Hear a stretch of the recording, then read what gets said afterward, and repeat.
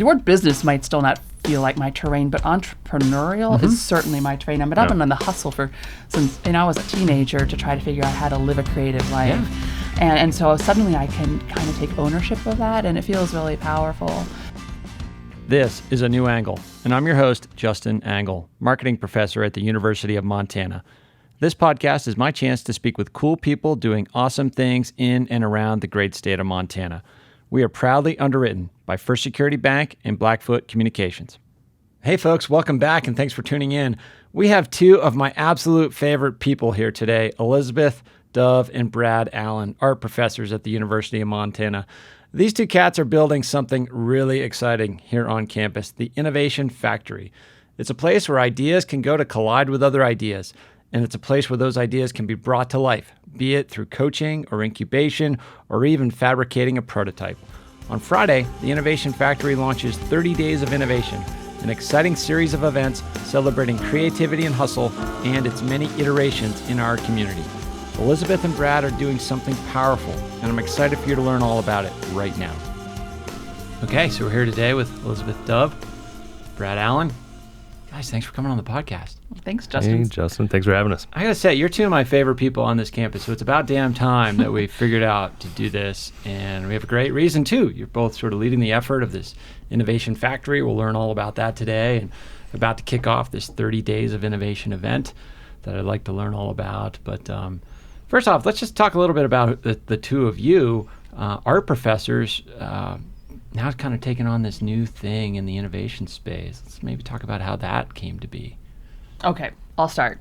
So I came to UM in 2000. I've been here quite a while now, but about 2 or 3 years ago, I started being adjacent to conversations around innovation as part of the Strategic Planning Task Force, and Scott Wittenberg, Vice President for Research and Sponsored Programs on campus, was also on that committee, and we just started having conversations that really revolved around innovation as a liberal arts skill set, as a moment for social mobility. And then he decided to make a larger commitment to that on campus. And so that's how I initially got involved. Okay. Brad? Yeah, I mean, I think similar. So I've been a faculty member here since 2005. And I teach over in sculpture, and I was the director of the School of Art for a bit, and so I have a little bit of administrative experience. But mostly I build things, and I think that, early on, our involvement with Innovate UM, a conference on campus that brings in innovators and design thinkers from across the country, that experience, being involved with that at first kind of tangentially, and then later, more from a design standpoint, led us to kind of, I think, at the same time, kind of, consider the fact that art and entrepreneurship are very similar, and that there are some key components: creativity, problem solving, iteration that overlap between those two things, and I think they're at the core of what the Innovation Factory has become. Yeah, before we get into the Innovation Factory, I'd like to talk about that more, like how art and innovation overlap. I mean, what was your kind of conception of innovation, in your own work as artists and professors of art and so forth? Like, how did you view innovation? Was it a concept you thought of as, that's what businesses do, or was it central to your approach to your work? Yeah, I wouldn't say that I ever used that term specifically. Right. And if I were to have thought about it, it probably did reside more in the realm of the novel and probably of the technological. Sure. It very often is thought of as tech, right? Yeah, and which I think we're now in a position of trying to dislodge that that kind of alignment.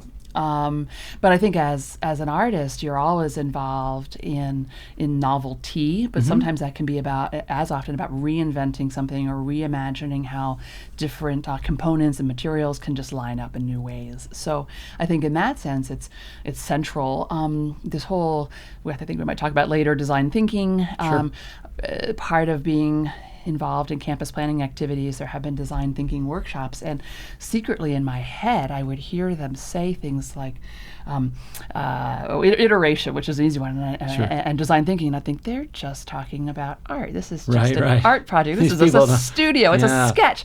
But I would keep it to myself because, you feel a little awkward as a creative person sometimes in those highly intellectualized spaces. But gradually I realized that I'm at the center, and what Brad and I do and what artists do are really at the center of this. So I feel pretty confident now. Yeah, well, I think, and so if we could just pause on the language for a second. I mean, Isn't I think it interesting how language and jargon is often used to exclude people? Right. I go on my rant about TLAs, 3-letter acronyms right now, because I feel like I just refuse to use acronyms anymore because I feel like all they do is they're designed to make people feel stupid and excluded. Yeah. Left out. And jargon's often the same. Right. Yeah. So and so I mean, I would agree. Like, it's not that I felt that I wasn't being innovative in my art practice. It's just that I didn't categorize it in those terms. But I think when you look at it, when you're first making a sculpture or an installation, I mean, you make a model, and so in the business world they call that a prototype. Iteration is just sketching. A co-working space is just a studio, and so there are all these all of these mechanisms that for us we saw pretty clearly, and we not only that, but we know how to navigate them, and we know how to teach people how to navigate them. And so, the fundamentals of innovation, I think, really are, if I had to break it down into kind of a singular concept, I would say it's like a remix. Yeah. So it's like, from a music standpoint, Jack White talks and writes a lot about this, but it's this idea that everything, all information and meaning exists. And as creatives, your job isn't to create new meaning. It's actually to just remix existing meaning. And that's the first Jack White reference on the pod, so we just got to commemorate that. That's awesome. Great. That's great. If he wants to sponsor the Innovation Factory, that'd be great at some point. That would be nice. Yeah.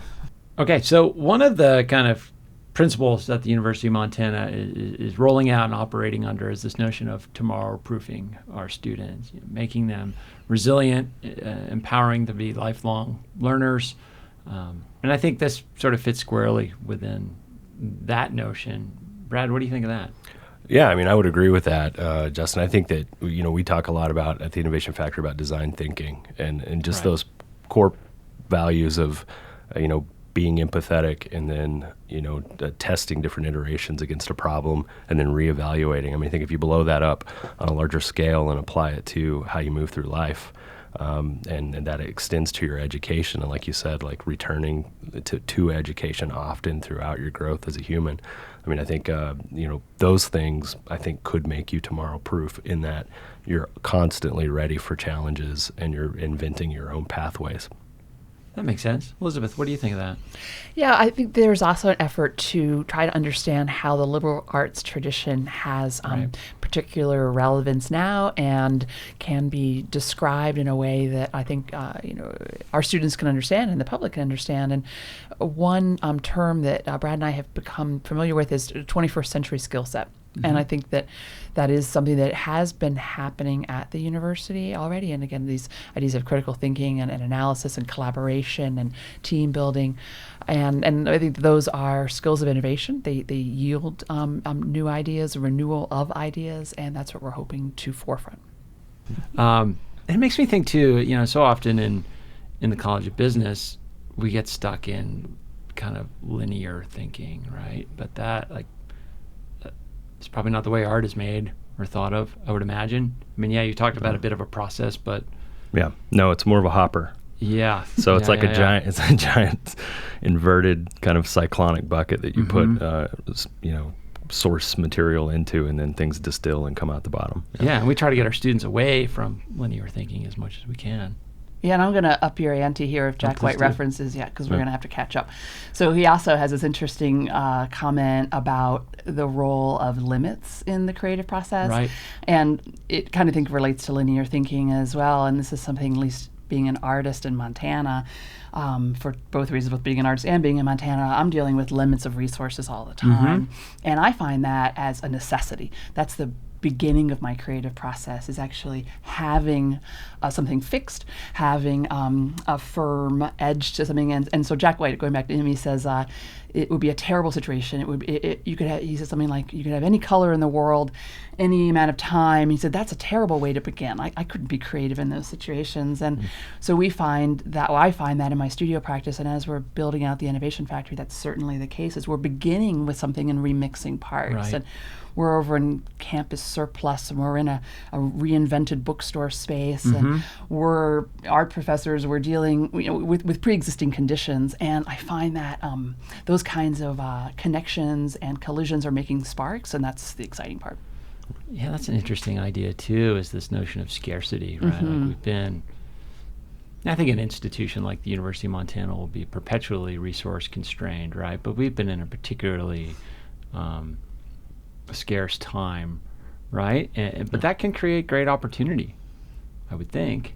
I mean, look, you guys are creating something new in a resource scarce environment. Yeah, Scott and his office decided to make an investment, but at the same time, they didn't build you a new building and give you all a bunch of resources. Like, you guys are making something kind of, I don't know quite how to frame it, but like creating, it's not something from nothing, but it's something from a modest investment. Was that arguably true? Yeah, I mean, I think so. There's a comfortability to working within limits that we're approaching all of this, and I think you have to have patience. You have to plant seeds. As Elizabeth will reference. I'm sure at some point is this idea of kind of like farming. We're cultivating future outcomes every day. Yeah. And I wouldn't want to overly romanticize the idea of scarcity. Let's Right. not do that. I mean, we've gotten through It's not necessarily the desired state. We've gone through some hard years, but Yeah.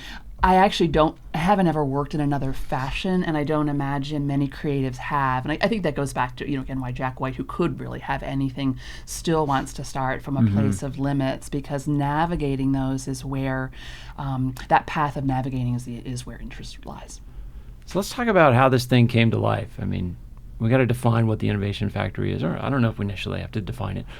That might be part of the fun. But how did it come to be? You said that Scott decided to make a broader investment in the concept of innovation and collaboration with art, and walk us through the timeline there. Right. I would say just about a year ago, I think it was summer potentially of 2018, the second floor of the UC, the old bookstore space, was vacant, and he decided to rent it and brought in an assortment of individuals who've been involved in these conversations around innovation. Broader Impacts Group was sort of leading that as a design thinking enterprise. There was many models that we were asked to consider nationally, things like the Lasand Institute at University of Utah, and these global network of design factories coming out of Finland were sort of broad models. And this is not a new enterprise for universities in America or internationally, new for Montana, but not new. So we had many things we could reference. But I think Scott's literal piece of advice, or not piece of advice, but guideline, there were a few guidelines. Everything has to be on wheels. Everything has to be on casters and no walls. And so I think that was a legitimate thing. He just wanted to have a flexible space, but I think it also indicated his mindset and how he recognized that flexibility and agility, adaptability, being current, being able to change was really going to be the core of this whole project. Okay, so a lot of what you're talking about seems like it fits squarely within the sustainability mission of the university. Reusing materials, using an old space for new things, like all these, it's just kind of the ethic you're bringing to this just seems like it fits squarely with one of the core values of the university. Yeah, I think it does, Justin. I mean, especially insofar as being economic and reusing what kinds of particular pieces of equipment and materials that might be on hand. I mean, that's a very Montanan skill set. And so I think we want to weave in a sustainable ethos and practice as much as we can, and we want to partner with entities across campus that are doing that already, and try to amplify their efforts. Yeah, it seems too that by centralizing some of these efforts that are going on the fringes of campus, people creating in different spaces, this sort of interesting conception of entrepreneurship, the intersection of that with art, seems like bringing that all together is just a thing of efficiency, if that makes sense. I think that I'm imagining campus has much more of this going on than anyone is really aware of. And then, as you just mentioned, that the opportunity to sort of interlink this and to have awareness about, and it'd be, I think, really rewarding for people to see some of their local efforts validated, and maybe some of their models could even be expanded. So everything is flexible, everything's on wheels, but like what's supposed to happen there? Like what you're building this thing, this space. What do you envision happening in the space? Yeah, I mean, I think the main goal is to create communities. Okay, it's about relationships, and so we have a physical space. There are many potential outcomes of investing your time in and kind of engaging these communities, but I think mostly it's about creating the right circumstances for these creative collisions between students and the community and faculty that represent a cross-section of disciplines and fields, but collectively they make something new and kind of different. And I think the functionality for UM is in the creation of these relationships and how they relate to both a student's ability to tell their story and the university's ability to tell its. Okay. And so thinking about the communities, have you thought about, so there's different constituents that are kind of represented in the space. I mean, the two of you representing art. You've got the Blackstone Launchpad is moving its home to the Innovation Factory, Broader Impacts Group. Partners, okay. But a few other sort of entities that have existed on campus and been involved in this creative enterprise in some way are now sort of co-locating in this space. And how did you think about the sort of people and entities you wanted to bring into the family? Yeah, well, I think there was an early awareness that we wanted this to model replicate some of the successful outcomes of entities that Elizabeth mentioned, like the Lassonde Institute, where there's a heavy investment in entrepreneurship and entrepreneurial thinking, alongside design thinking and design education. And so part of what is available to a user at IF is a work lab, and so that's our industrial version of what a makerspace is. And so the proximity. The rare proximity of having, a space where you can get a business consultation and then 20 feet in another room you could make a prototype. I think that proximity means a lot. So the ability to move through ideas and to iterate quickly in one space as a team has a lot of value. Yeah, so what is a makerspace? I've heard that term a lot. I mean, we go back to jargon, but I've heard makerspace. And doesn't the Broader Impacts Group have the van that goes around and has a makerspace inside the van? Yes, So what is that? What happens in a makerspace? And so makerspaces are everywhere. And so we don't purport to have the only or the best or a specific kind of one, but I would think about them more like a tool.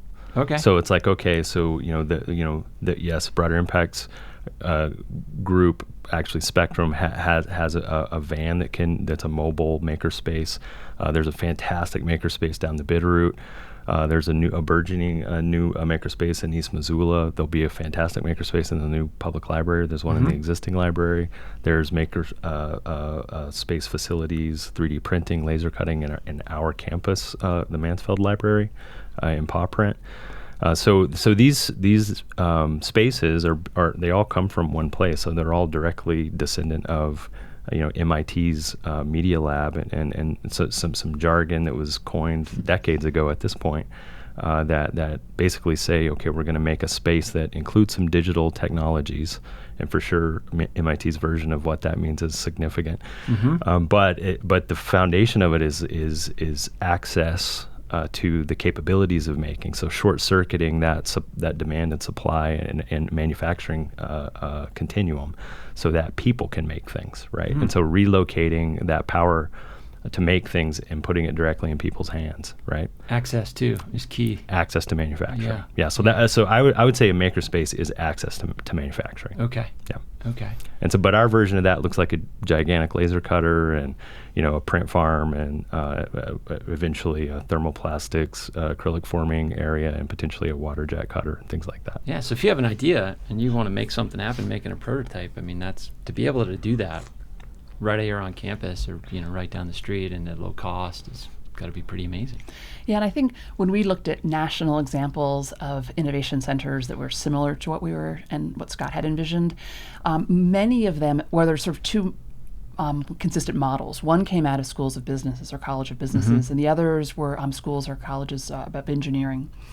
And I think what we're doing is something that isn't located within one academic discipline. Right. So it's in the middle of these things. It's a hub, which is providing some challenges on our Sure. campus. It's not common.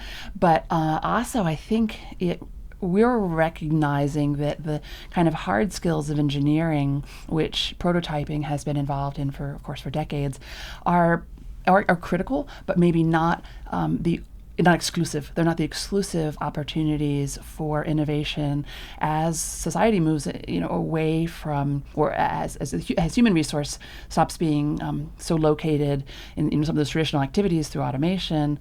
We're going to have to be more of a creative economy, and so I think that the partnership between things that are, let's say, light engineering in our makerspace, and the Blackstone Launchpad and the entrepreneurial component and the art and design component, I think it's a much more maybe flexible strategy and team to move forward and to navigate some of the challenges of a world of automation where creative economy is going to be more important.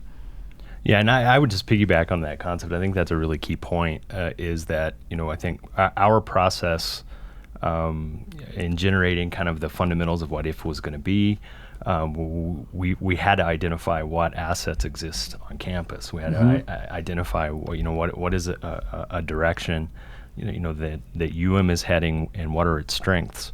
And I think that completely and directly aligning with what Elizabeth was saying is the fact that we're great at giving a broad liberal arts education. Sure. UM is fantastic at that.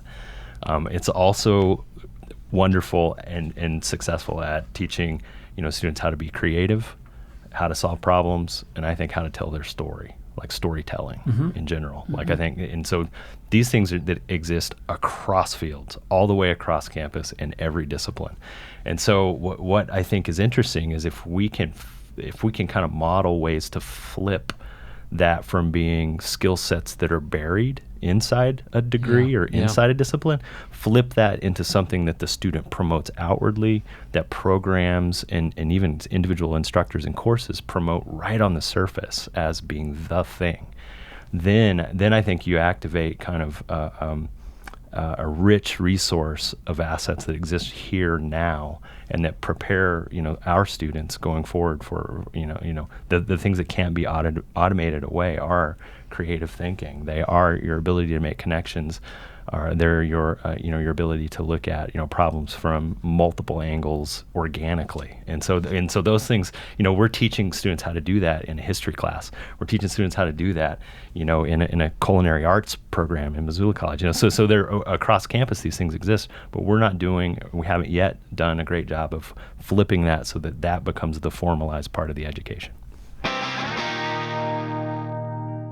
A New Angle is underwritten by First Security Bank and Blackfoot Communications, two cool companies doing awesome things all over Montana. Hey, this is Ryan Tutel and Coulter Nuanez from ESPN Missoula. And you're listening to A New Angle.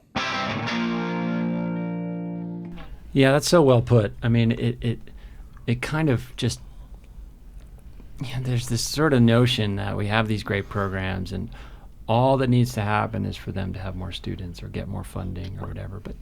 But no, we need to take, nobody's going to sit around or, we can't sit around and wait for those things to happen. We have to, like you said, flip it and make the case that these skill sets are broadly generalizable and critical at this time in our economy, in our society, and on so many levels. So I really appreciate that. Thank you, Brad. Yeah. So, and I want to talk about this concept of sort of creativity happening by accident. You mentioned the MIT Media Lab, and I don't know if it was when you guys visited class last year or whatever, but you alerted me, or somebody alerted me to the legend of some building at MIT, which is where they cast away all the misfits. Noam Chomsky sort of included in that, and it was a building where there's no plumbing or electricity, something, right? Like just some vacant building.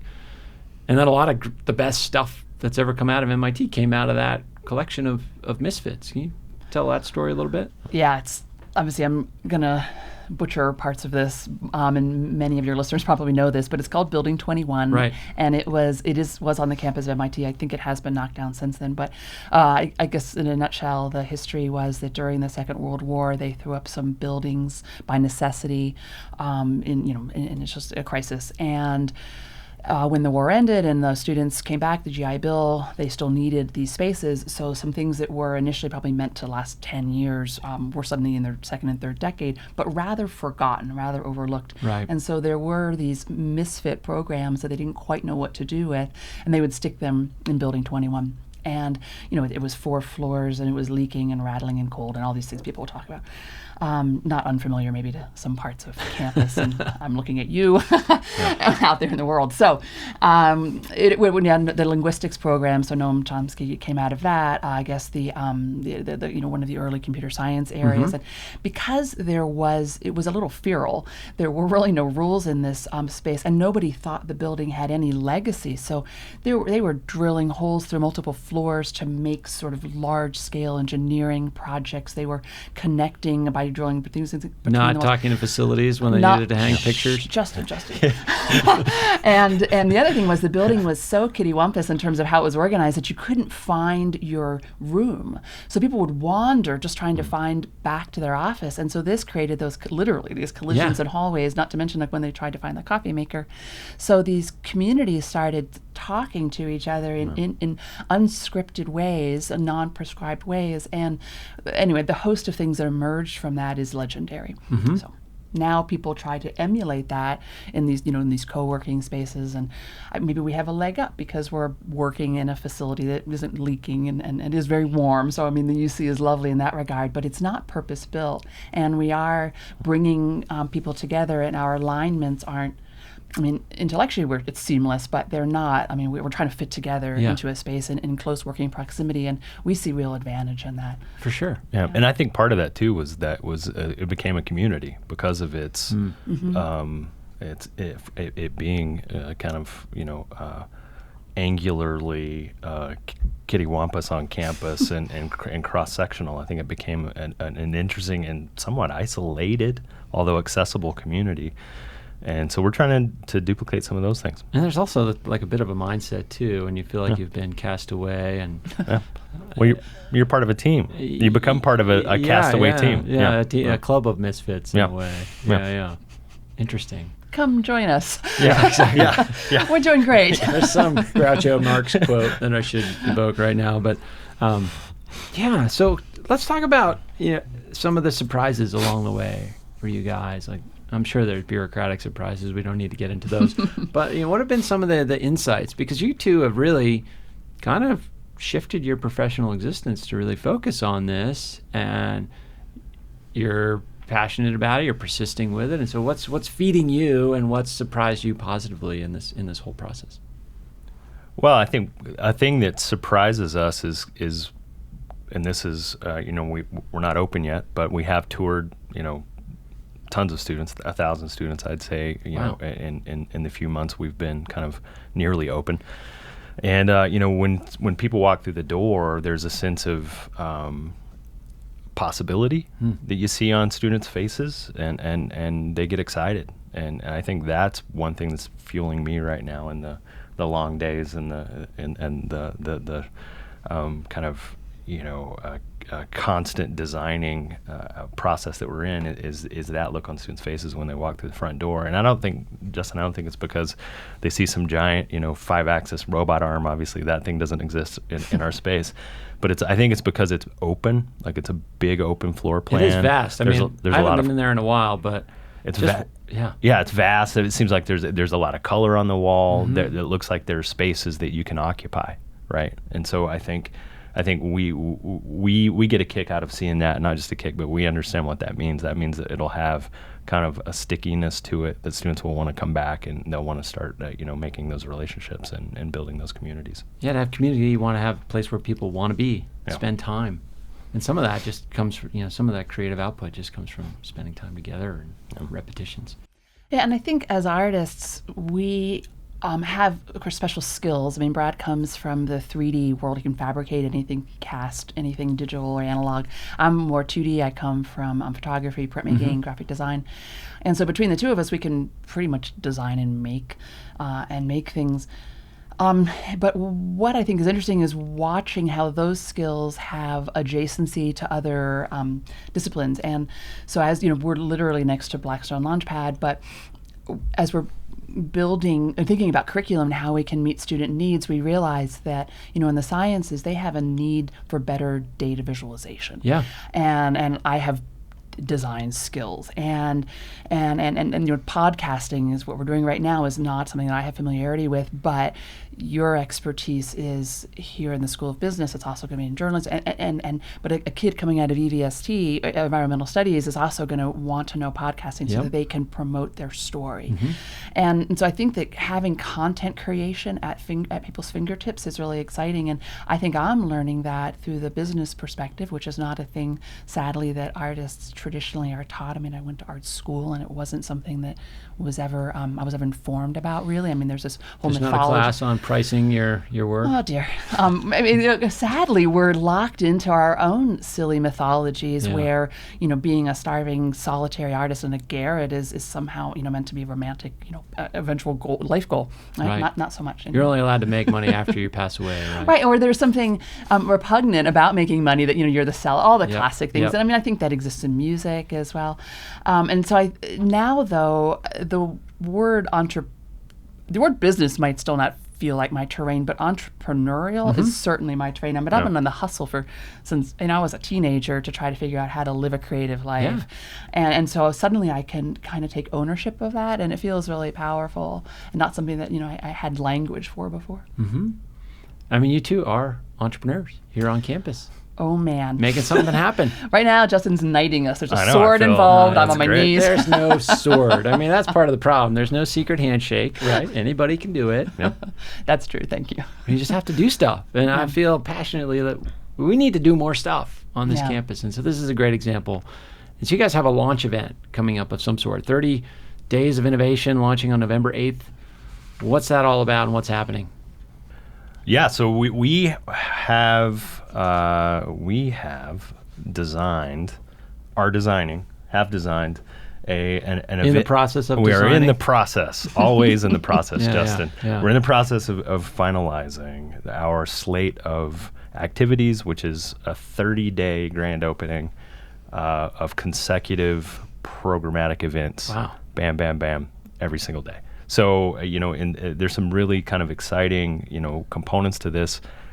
We try to be as broad as we could be about kind of putting a call out to innovation centers and innovators in our region. And we wanted to do a thing that wasn't just a party. Yeah. We wanted to do a thing that kind of connected people around the concept of innovation, helped even define it, helped complicate it. Sure. And so this grouping of events we're pretty excited about. Do you want to? Right. And I should say, although 30 days sounds probably a little overwhelming, we began with the idea of 100. That was our first idea. So 30 was actually a a nice little comfort. anchoring effect there. Yeah, it's a lot shorter than 100. Yeah, so that's what's satisfying and sanity provides me sanity. So, and as Brad said, we're also trying to demonstrate the breadth of possibility of ways to consider innovation, which is one of your first topics. How do we even talk? Who gets to own that territory of innovative? And we recognize it exists all across campus. It's in Missoula. It's really in this community because people want to be in this physical place. They're connected to Missoula. They'll, again, being on the hustle, they'll find ways to be here. And so there's this kind of entrepreneurial, creative, and business activity. Obviously, scholarship and research is central to the notion of innovation. So we're trying to maybe recognize and honor all of those communities. We're doing things, and also who the Innovation Factory hopes to connect with. So we are doing student-designed events, student events specifically for students. But we're also hoping to reach out to middle school. We're going to do a robotics workshop for middle schoolers. We're going to have a Finnish researcher is going to come on November 13th and 14th. She's going to go into a high school and talk about entrepreneurial activity in the restaurant community. Wow. We're going to have a hackathon on November 16th and 17th. It's Mike Music from School of Visual Media Arts who has brought that community with him. He has previous experiences, never done a hackathon on campus, so we're going to get that. And he is insistent that this is, yes, it's coding, it's computer and digitally based, but it's also analog. Mike is just as happy to watch people, cut up cardboard and prototype and then move into some coding and just have a weekend focused on creativity.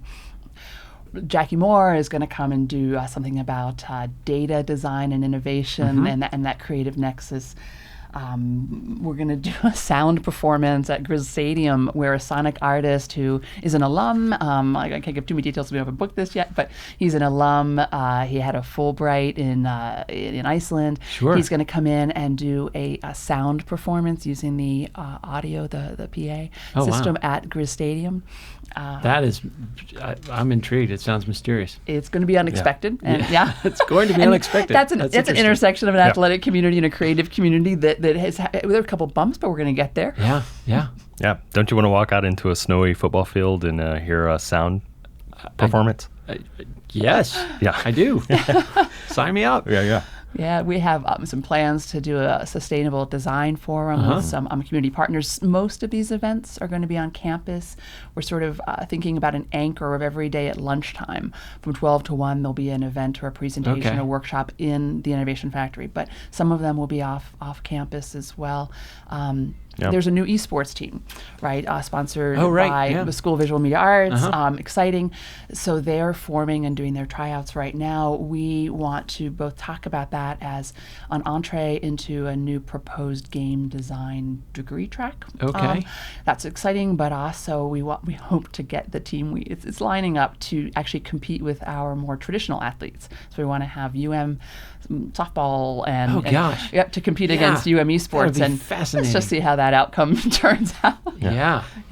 Interesting. I can't even imagine. Has that happened? Has that happened at all? Like esports teams competing against, I don't want to. I would assume. I was about to say real sports team, but that's pejorative, so I can't do that. Yeah, don't say that. Yeah, no, we're not aware. We're not aware of any events like that. Yeah. We don't pretend that it's completely unique, but it was an idea of Michael Cassin's faculty member at the School of Visual Media Arts, and we think it's interesting, right, to kind of situate esports players as campus athletes. Yeah. And also to take expertise and kind of not sabotage it, but remind it of its amateur status in other realms. So, we hope to get the president up there playing an e-sport as well. And so this, I think it's going to be pretty engaging. I would buy tickets to that event. And also we're reaching out. I mean, there's going to be a staff professional development event working with Amy Kinch at the FDO. We're doing some things with School of Law on tradition as innovation in sort of Native American approaches towards law and environmental policy as actually innovative. So it's, as I think Brad used the word complicated before, I think we're trying to complicate what innovation might be categorized as innovation traditionally. Yeah. I love that. I mean, there seems like at times there's, you sort of referenced this before, there's a bit of competition maybe about who owns what on this campus, and we're probably not alone on this campus in terms of that, sort of entrenched turf orientations, and what you're doing to intentionally turn that on its end, I think is awesome. Yeah. Thanks. Yeah. Yep. So 30 days, I mean, how are you going to survive? Are you going to sleep at all? Or, I mean, geez. So let's talk about coffee. Yeah. You guys are sipping your drum coffee. Right. That's right. Yeah. Well, I offered it and you did not hesitate when you said yes. It is delightful. But in fact, one of the, inside the Innovation Factory, I have made just a graphic design on the wall about, there is a historic relationship between the coffee house and innovative ideas. It's interesting. It goes back to the sort of the 17th century where coffee was brought into Europe and the coffee house, more importantly, was brought in. It also has a relationship to people tapering their ingestion of alcohol, which was the previously safe thing to drink, and shifting that into coffee. But more importantly, it introduced the notion of the coffee house, which had been, and again, this is a very cursory explanation of history, but it had been something in Persia that was central and provided the opportunity for interaction and dialogue. And coffee being a stimulant enhanced that conversation. And so when, many things were happening in the 17th century that made this a very fertile period for development and innovation, but coffee was a fuel. And we like to say we're just perpetuating that history. Yeah. Are you asking for a coffee sponsor for the Innovation Factory? Is that happening? Yes, we don't yet have a coffee sponsor. Okay. Yeah. So if you're out there, Yeah. let's hit us up. We can beat that drum, so to speak. Yeah. I mean, you could say it that way, Justin. Yeah, maybe. Yeah. Okay, we know people. Okay, so I guess this is maybe a risky question in the sense that what you're not following a linear path. You're sort of trying to stimulate creative collisions, and a lot of that is kind of hard to harness. But at some level, you have to have some notion in your mind, or at least I assume you do, of what success kind of looks like for the Innovation Factory. Like a year from now, 5 years from now, what do you kind of hope this place becomes, and what do you want your role in it to be? I hope that it becomes a place for the university to take risks. Okay. So I hope that we can provide kind of a safe place to incubate ideas, whether they're curricular, programmatic, a new way of doing kind of business to achieve outcomes, in an agile way. Mm-hmm. And so what that could look like, I think, are several things. I mean, we've constructed and applied for an innovation certificate that would compile 1 credit non-prescriptive modules based in things like podcasting, perhaps, Sure. or any number of innovative, contemporary, skill sets in any field, and allow students to choose kind of what best fits their career track or how they want to invent their career. And so, I think what this could look like in 5 years is, graduating students that have a deep set of knowledge and skills in a particular field, but then maybe they also have an innovation cert on top of that that allows them to be a contemporary, highly sought after, professional. And so I think that's one way this could look is having these graduates with innovation certs that capitalize on those liberal arts skill sets and formalize them and actually brand with them. Yeah. Right, and it does exactly what you were talking about before, flipping it, Yeah. right? So now it's this outward badge of, I have this thing, this set of experiences, this ability, and I can bring value to your organization, or I can get funding for the idea that I want to bring to life. Yeah. Yeah, I think being able to articulate those skills very outwardly, I think, yes, what success is, I think if we could help participate or be the center, at least, of a conversation around reimagining what this university has done well for so long. Yeah. We haven't. It's so frustrating that a place which, as Brad has mentioned, is so effective at telling stories and teaching students how to do it hasn't been as successful at telling their own recently. Right. And in doing so, also help our students recognize that the skills they're getting here are going to be what leads them through career path, but also hopefully, to just a life of making meaning and reinforcing, things like collaboration and problem solving and the joy of figuring something out. And I think that would be success for me, is if our students are feel emboldened to say that and to own that as their own story. And I'd like to just interject and broaden that. Like, I think our campus community in general to have that boldness to try new things and create new things. I mean, one thing that frustrates me here is that we just don't seem to have the systems to spin up new ideas and act on them quickly. Whether it's a classroom idea or some other structure on campus, and to have a space where we could rapidly experiment with new ideas and reward the ones that, invest in the ones that look promising and say no to the one, or not necessarily no, but stop doing the things that aren't working. Yeah. That seems like exactly what we should be doing. Yeah. An incubator. Yeah. And I think one of the models that we've studied is Boise State University's Right. College of Innovation and Design, and in speaking with their dean, Gordon Jones, he sums that up really eloquently and talks about that space potentially as being an incubator for some of the riskier ideas. And so, and he tells it in a way where it's, he speaks of, having a failure and another failure and another failure, and then something sticks and it works really well. And then that thing from a small scale can be exported to the larger community and proven out in kind of a more impactful way. And so I feel like there's these 5 years from now, if we're helping to helping the university kind of tell its story, helping the state understand what innovation is, and then also I think what you're saying, Justin, is providing an interface to the community. And the Innovation Factory will have open doors when they're open, and that means anyone can come in, not just students, not faculty, but anyone from the community with an idea. Yeah. You want to come in and fix the button on your jacket, you can do that. We have a sewing station for that. You want to take a workshop and learn how to use a laser cutter? Absolutely. And so having that kind of permeability that seeds the creative collision, not just on campus between students and disciplines, that's great. We'd love to do that.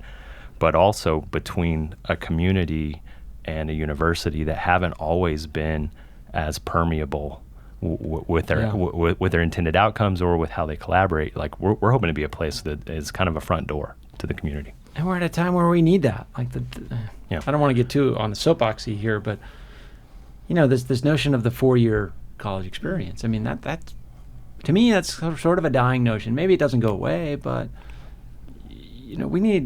we're preparing students for jobs we don't even know what they will be when they get there. Right. And so we have to reconsider education or the role of our institution as a lifelong relationship with the community. And so what you're building could be a starting point for that kind of perspective. I think it's awesome.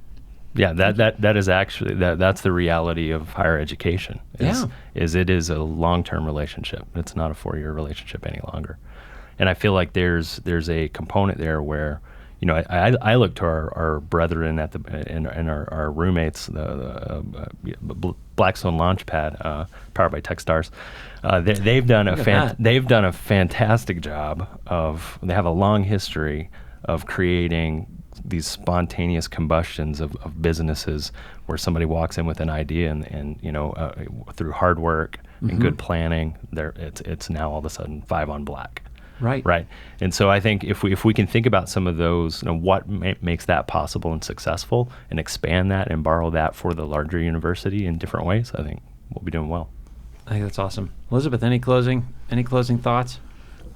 We welcome ideas. Part of it, as I listened to Brad speak, and I realized how broadly we're speaking, is I'd like to also say I approach this with a lot of humility as well, because I do have deep experiences from the School of Art, and I know, and I actually kind of welcome people now to come up to us and say, "This is what I've been doing. Didn't you know?" And I probably didn't, and I'm gonna, I have open hands. Let's collaborate and let's speak about this. It's exciting. I don't think that those conduits have existed previously.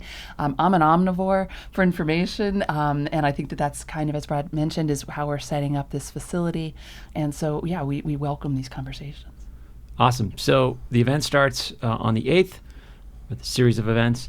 And how can people get involved? Where can they find you? We've already said that, but where can they find you? How can they find you online? How can we get involved? There is a website online that we have built, which is connected to the UM portal. So it's umt.edu and then a /innovation-factory. So that would be a thing. Elizabeth Dove, Dove, Brad Allen, Allen. So you can also just find our emails and contact us directly, because this is what we're at this moment pretty heavily committed to. Also, just walking in the door. Yeah, that's right. Sorry, second floor of the UC. Second floor, kind of whatever that is, the northeast corner of the building. Yep. Let's just say it. We are above the bookstore. We used to be the bookstore. We're above the bookstore. Sometimes there's this history of mapping as memory. Sure, and yeah. I think most of Missoula is going to know that there used to be a bookstore on the second floor, and that's where we are. Awesome. Well, I can't wait to check it out myself. 30 Days of Innovation starting November 8th. Brad and Elizabeth, thanks so much for coming on, and more broadly, thanks for doing this work. It's super important for this moment. Thank you, Justin. Thanks, Justin. Appreciate it.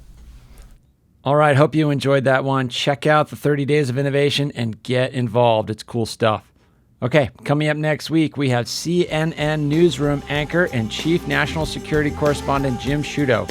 Jim recently visited UM for an event at the Bakke Center. Excited to bring you our conversation next week. Thanks for listening to A New Angle. We really appreciate it. And we're coming to you from Studio 49, a gift from University of Montana alums Michelle and Lauren Hansen. And remember that A New Angle is supported by CED, Consolidated Electrical Distributors. These guys pretty much sell anything electrical you would ever need, but they also hire a ton of our students. If you want to learn more about jobs at CED, visit cedcareers.com. Before we go, I want to thank some important peeps: executive producer Stefan Borsum and interns Aspen Runkle and Max Gibson. Huge thanks to VTO, Jeff Ament, and John Wicks for the tunes. And finally, props to Jeff Meese, our master of all things sound. Finally, if you have any questions, suggestions, comments, insults, whatever, please email me at anewangle@umontana.edu. Help us spread the word. Be sure to use the hashtag #anewangle when you do. Thanks a lot, and see you next time.